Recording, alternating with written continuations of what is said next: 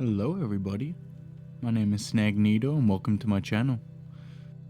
This channel is going to be dedicated to reading all your crazy reports, whether it be mystical experiences, psychedelic experiences, meditation experiences, encounters with God. All your stories are welcome. I'll leave some information in the description how you can contact me with your stories, and I'll read them out on the channel and give my little 2 cents at the end. I really appreciate you guys checking out this video, and without further ado, let's get into it. This story was posted to erowid.org August 23rd, 2009 by a username Guru Rinpoche. Dose: 7 grams of psilocybin cubensis. It was the summer after I graduated high school, and boy was I letting loose. I partied pretty much every day up until this point, and I didn't have a care in the world. A few friends and myself really wanted to do something out of this world, so we decided a trip to the Hookerville Festival at this place called Nelson's Ledges would be perfect. Hookerville was a 3-day festival, which consisted of many concerts being held with head shop tents set up all over the place, and drugs of all sorts being sold and consumed by many. Up until this point in my drug career, I only had experience with alcohol, nicotine, oxycodone, Xanax, marijuana, and only one time I had a very mild mushroom experience where I ate very little, barely feeling the effects. My other friends were a bit more experienced than I, so I tried to take their advice when it came to enjoying the experience to its fullest. So we were off. It was the middle of summer, and I was elected the driver since I had a fairly large-sized SUV which could carry all of our camping supplies since we were going to be spending the night. There were 5 of us in total: me, Nick, Bill, Murphy, and Tony. We brought along with us drinks, cigarettes, lots of beef jerky, a stereo, and a bunch of chairs for our voyage. Tony had a ton of money in hopes of bringing back a lot of party favours, since they would be fairly cheap at the festival. We left at roughly 1 PM, and it took almost 2 hours to reach our final destination. During our trip to the festival, my friend Nick pulled out and ate the shrooms, which no one knew he had, and started munching them while we were driving there just in case we couldn't find anything useful during the festival. We all had a good laugh and were in suspense for what we were about to be witnessing. When we arrived there was a booth where we had to pay $40 each to enter the campsite and to get our car searched. They required us to sign in our names, which we all used fake ones. Nick was tripping at this point, and he signed his name as Mike Jones in all capital letters, and I had a good laugh about that one. Once inside, we realized we should have come earlier or on the first day of the festival, because it was absolutely packed to the maximum. There were cars, trailers, campsites, and huge mobile homes all over the place. It took almost an hour to find a good camping spot to park the car, but we actually found a nice one which was somewhat hidden from the main parking sites. We unloaded the car, pitched our tent, made a fire, and decided we should make friends with our neighbours. They were really cool, so we all felt we were going to have a great time. We decided at this point that it would be wise to make our surroundings familiar to us, so we set out to check out the park while it was still light outside. We realized at this moment in our journey through the festival that we were surrounded by hippies, and people all around us were selling weed out in the open with no fear of police, since there weren't any, or getting robbed, or anything. We figured this was pretty awesome, so we were no longer afraid of making any purchases, small or large. We came across a bunch of head shop tents that were selling pipes, bongs, and all sorts of awesome stuff. At this point, we decided to split up into groups to find the mushrooms we had been looking for. Since there were only 5 of us, Bill and Murphy went back into the woods to find the hippies, while me, Nick, and Tony stayed in the head shop tents. All of a sudden, it started to rain, so we were basically stuck in the tent when Nick had bought a really nice piece for cheap. He was tripping hard at this point and couldn't stop staring at his new glass. It wasn't so bad being stuck in the tent because the owner had lit up 2 or 3 joints and started passing them around. Very cool experience overall, and we laughed that Bill and Murphy were stuck in the rain. Once the rain stopped, we figured it would be a good idea to regroup back at my car, so we headed back, and while on the way, this shirtless guy ran up to us saying how he had X and chocolate mushrooms. He smelt terrible, as if he'd been running around for a week without a shower. We bought a few chocolates just so he would leave us alone, and we were back on our way. We checked to see if the chocolates were fake, so we cracked one open and could see the shroom pieces inside. He said there were 2 grams in each one, which seemed way too low of a dose. I wanted this to be a memorable trip and felt fearless. Bad mistake. Once we made it back to my car and all 5 of us were together once more, everything seemed pretty cool. We each showed each other what we had found on our journey through the wilderness, and I was astounded at what Bill and Murphy had found. They pulled out 2 large bags of mushrooms, which were distinctly different, but nonetheless very large. They said there was a quarter in each bag, which seemed unlikely, since they were so large. Murphy decided he didn't want to eat that many, so I traded him $30 and 2 chocolates for his large bag of bluish mushrooms, the most blue I'd ever seen. I thought to myself, wow, this is going to be great. Bad mistake number 2. Murphy ate his chocolates while Bill went to show Tony where he had got all the mushrooms since the guy had many more. Nick sat in my bench chair tripping balls, but completely harmless nonetheless. Now at this point my excitement got the best of me. I sat in the driver's seat of my car, put my cell phone, keys, wallet and everything else in my glove compartment, but left the windows open so we wouldn't get locked out. I decided to gobble down the mushrooms. I didn't just eat them, I shoved them down and was loving it. When I was almost at the bottom of the bag, Bill came up to me and said, "Hey dude, let me get some." I was feeling greedy, but I gave him the rest of the bag since he was a good friend. That was probably the best thing I did all day. All of a sudden, within 10 minutes after ingesting the mushrooms, I felt the first of its effects. I was sweating hardcore. Not just hardcore though, the worst sweat I'd ever broken out into in my life. I wrestled in high school, and a sauna couldn't have made me sweat this much. I looked in the mirror and I could see the sweat bead up and fall off my face within seconds. I tried to shake this off, but I couldn't.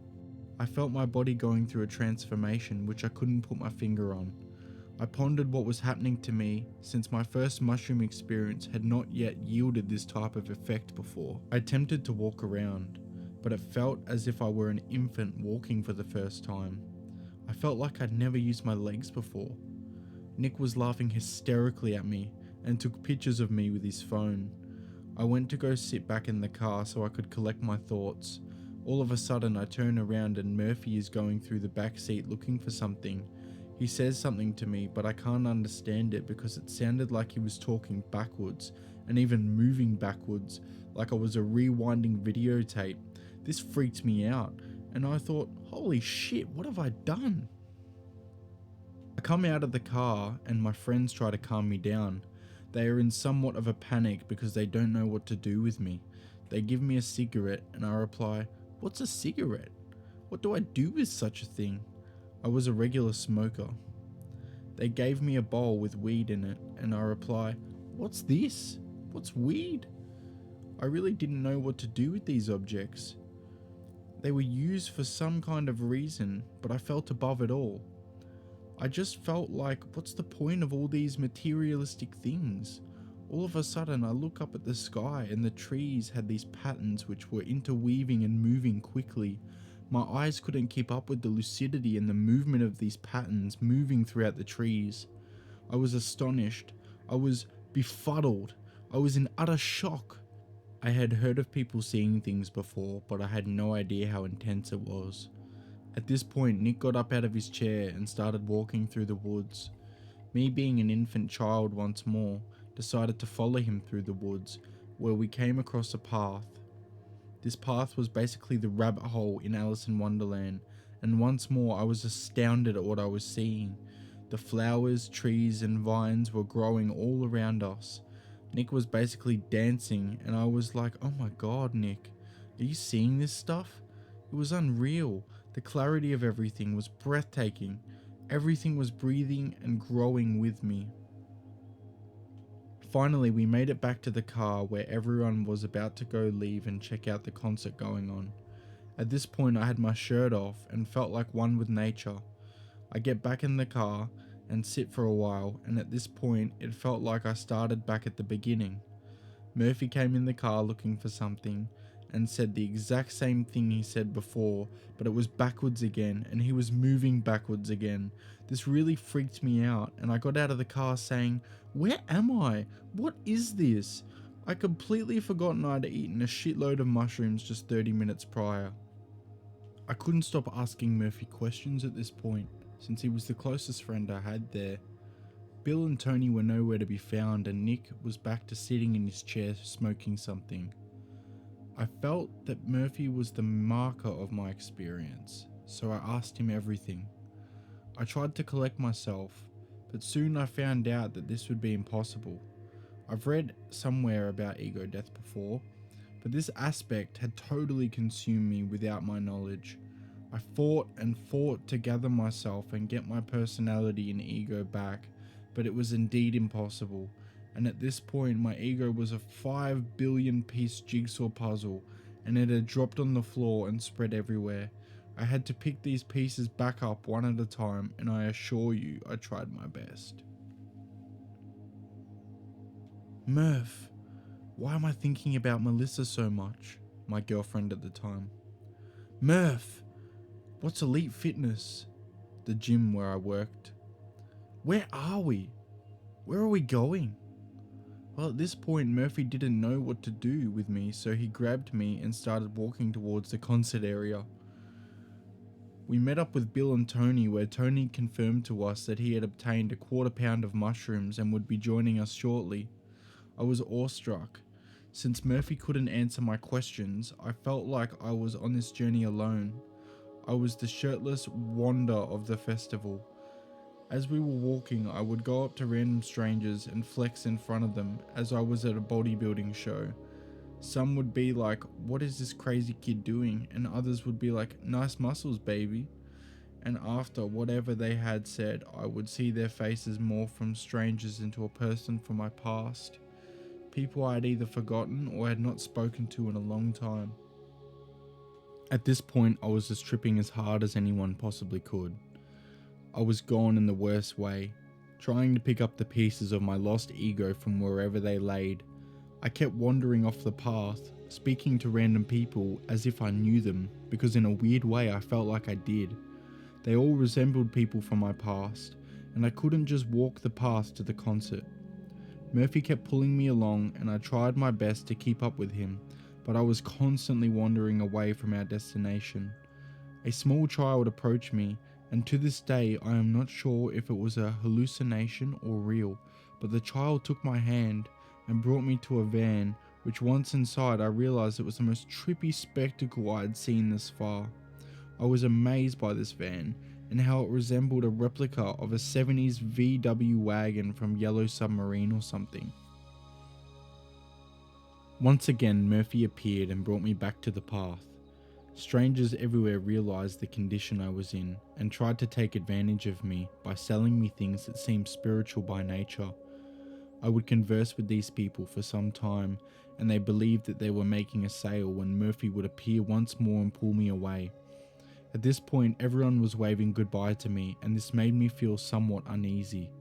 I remembered the end of the movie Big Fish, when the father is dying and his son tells the story of when he's going back home on the lake. All of a sudden, I felt as if that was it. At this point where I had convinced myself that the Matrix was real, and I had taken the blue pill, the blue mushrooms, and was now using my senses for the first time. This new realization overtook me, and I wouldn't be making it anywhere near the concert, although I began to hear the music blaring through the trees. I collected myself once more, and then I realized, oh my god, this is my death. I am on my way back to the beginning, the Alpha and the Omega. Once again I wondered, where am I? How did I get here? I tried my best to remember this day and what had happened. I completely forgot about eating the mushrooms, and all of a sudden I convinced myself I was Donnie Darko. A year earlier I was involved in a near-fatal car accident in which only a safety belt saved my life. I felt like I had cheated death back then, and now was the time where I was being called back to it. I felt as if I didn't learn my lesson from that accident, and now I had made a fatal mistake. I remembered that my friends and I were on our way back to a festival, and then my memory went blank.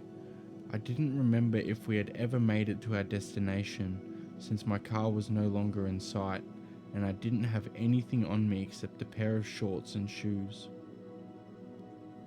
Murphy kept telling me, "Come on dude, let's go," and I kept seeing a light at the end of the path.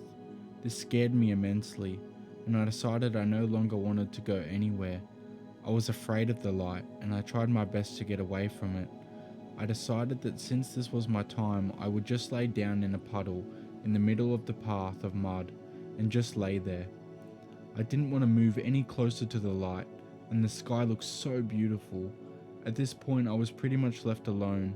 I had no idea where Murphy went, nor did I really care, since it was my time to die. That was it. Horrible ideas started shooting through my head while I attempted to get a clue as to what had happened.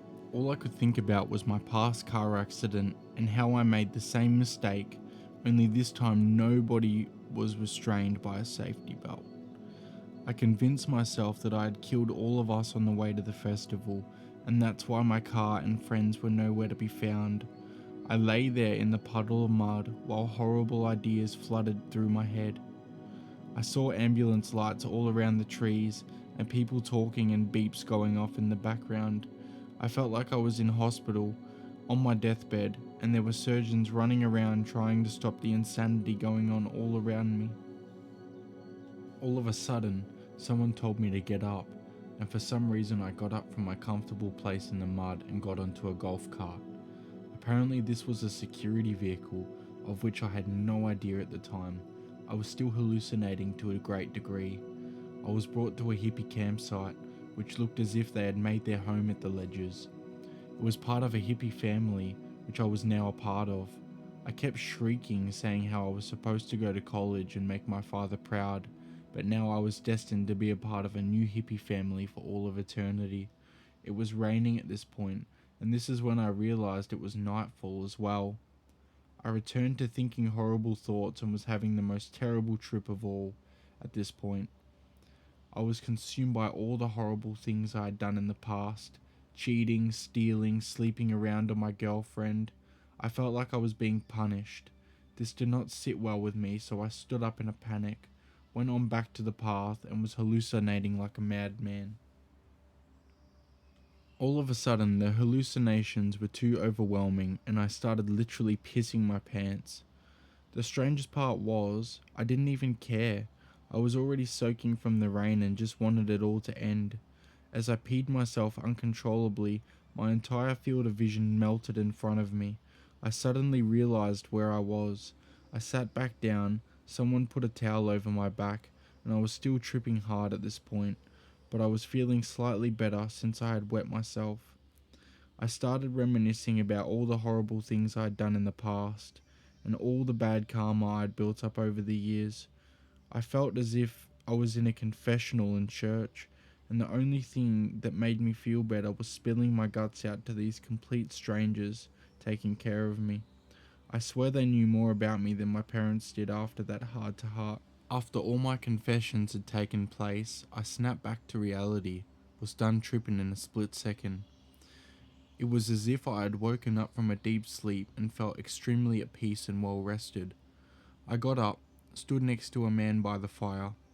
It was a hippie man that took me from the wilderness, and I told him how grateful I was for saving me. He just kept saying it's all good, and we just understood each other without wasting words at all. We just nodded to each other because we both knew what I had experienced couldn't be justified with words at all whatsoever. I gathered myself and bid farewell to my new hippie family and went along my way. Before I realized, I had no clue where the car was, and I decided to explore the festival on my own, since after all, I did pay $40 to come and enjoy myself. As I made my way down to the concert, this couple approached me and said, "Wow, you came out of it, man. I'm really glad because we saw you earlier and thought something terrible was going to happen to you." I replied, Amazing experience, dude. Could I come along with you guys? They were delighted to bring along a local celebrity with them, and I ended up being that guy at the festival. I smoked a few joints with them, although I already felt high as a kite from the mushroom experience. After I split with the couple, I went back on a journey to find my car and my friends. I finally came across the mobile home, which was our landmark since it had been blasting techno music for the better part of the day. In complete darkness, I followed down the path to my car, and lo and behold, there were my friends. They were beyond amazed to see me back there walking with my hands on my head, as if I'd just come back from an extremely long vision quest. Apparently they thought I was going to get raped by a bunch of hippies, and that when they came looking for me, the security told them that I was the spiritual leader. I told them that that was exactly who I was with, and that was an amazing experience. They looked at me as if I were a ghost for the rest of the night until everyone went to bed except for Murphy and myself. We travelled along a little bit and sat by a lake, smoking cigarettes for a while before we decided to call it a night. Overall, my experience was breathtaking. I explored my psyche from the inside out and full realised the extent of a full mushroom trip. It was extremely insightful and helped me get over my past self. The only negative after effects were my car being extremely muddy and being hungover for several days thereafter. Nothing in my life could ever compare to what I had experienced that day at the ledges. But at the same time, I wouldn't wish that difficult discovery of enlightenment onto my worst enemy. That was an epic story to read. I really enjoyed that. I think there's a lot of really valuable lessons to take away from that story. One of the biggest things that stuck out to me was his intention as he was eating the mushrooms. You see, he even said in the story that he was greedy as he was eating them. And I feel like that is a horrible way to start off your trip. He wasn't grounded, he wasn't centered, and his ego was so desperate into making sure that he had the best time and making sure it was a memorable trip. And I think that that was probably the reason why it shook him so much. Like, his whole driving force behind the experience was to do with his past self. It was to do with, I guess, what he unlocked was all of these regrets that he had had. And I find that very fascinating. As you look and you read this experience, you can see that things from his past that he hadn't dealt with had become the driving force of the trip. And it's almost pulling from the subconscious mind and pulling from the dormant emotions in the body, and it's forcing the person to have to experience them, but in a way that's separate from the self. It's a complete subconscious body experience, and I'm just so glad that he actually had a good experience in the end. And even though he wouldn't wish it on his worst enemy, I think it was still considered a positive experience. Like, he was taken care of and he learnt a lot about himself, and I bet you he'd never be the same after that. Thank you guys so much for watching this video. I really appreciate it. If you guys would like to see any particular stories or your own stories be read, leave a comment, send me a DM. And yeah, I'm really looking forward to the journey of this channel and getting to know all you guys. And yeah, I'll see you next time.